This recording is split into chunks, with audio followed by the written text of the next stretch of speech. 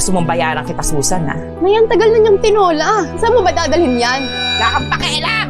Oh, ito na muna, wala akong pera eh. Pera yung kailangan ko, yung 100 na pambaon sana ni Rosalie. Pambaon? Ano ba tingin mo dito? Hindi ba ito pambaon? Ayan o, tinola. Mukhang hindi ka pa nakatikim neto. Sobra-sobra na yun sa 100. Makamarte ka pa. Ano, ayaw pa rin? O, edi kapkapan mo ko. Tignan mo kung may makuha ka. Di iyon na. Sige na. Salamat ha. Let's all welcome from 8th grade South Magita, Rosalie Maglansakay!